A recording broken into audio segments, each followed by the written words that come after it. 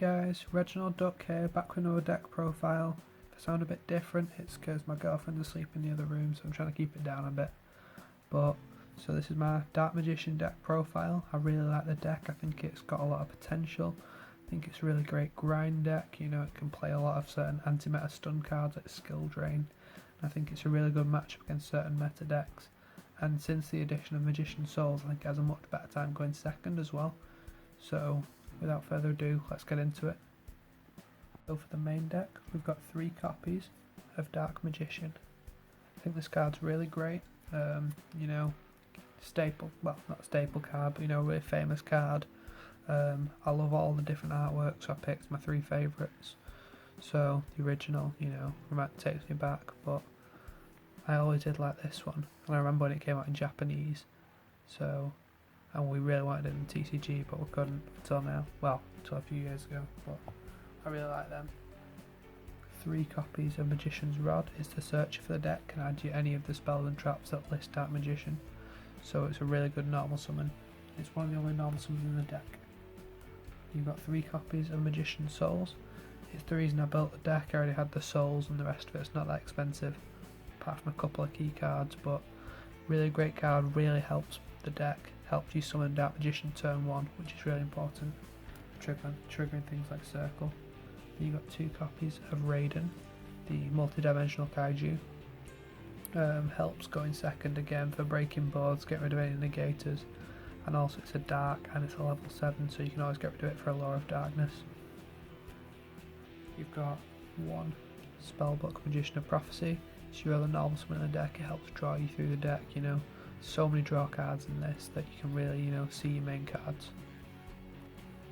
You got 3 copies of Ash as your only hand traps. I think it's just the most generic hand trap. It can hit basically any deck, so that's why I play it. And for the spells, we've got 3 copies of Dark Magical Circle. It's great. It's a pot of Duality on activation, and when you summon a Dark Magician, you get to banish a card, so that's really great. You've got 3 copies of Soul Servant. It basically gets you anything you want. It's not directly a searcher, but it does get you whatever you need. 3 copies of a Lore of Darkness. Again, just more draw power. Most of the deck, if not all the deck, is dark, so just gets you through. Now, for one of the stun cards, you've got 2 Secret Villages of Spellcasters. It's really good for just locking your opponent out. Just certain matchups you automatically win. And for the 1-offs, we've got 1 Secrets of Dark Magic. It's really great, it just helps you push for more damage because it's quick to play, so you can just fuse in the battle phase. 1 copy of Illusion Magic, again, really great. Dark Magic Inheritance. These are all 1-offs that you'll just search out every now and then, but they do come in really useful. And then for your Spellbook Engine, you've got 1 Secrets, and you've got the 1 Knowledge. So it just really helps you again get through the deck. You add what you don't have, and you discard the other of Knowledge. And you've got 1 Upstart, again, drawing. And then for the Spice, I've got 1 Scapegoat, because you don't really summon that much, so you can often resolve a Scapegoat and then just blow your opponent out next turn. For your traps, you've got 3 copies of Solemn Judgment. Enough said. I only play the 2 copies of Eternal Soul. I don't think the 3rd is really necessary. Got the 1 Magician Navigation. 3 is terrible, 2 is too much, 1 is just enough. And lastly, got 1 copy of Skill Drain. It just really helps shut down any opponent's decks that, you know, try to combo off. You can just essentially stop them. So really great card. Doesn't really affect you because a lot of your removal is with Circle, and your main beta is a vanilla, so it really just helps. Now onto the extra deck. We've got 2 copies of the Dark Magicians. Again, it's really great. It helps you push for damage in the battle phase. 1 number 11 Big Eye. Really good for, you know, stealing your opponent's monsters. Can be quite easy to make sometimes.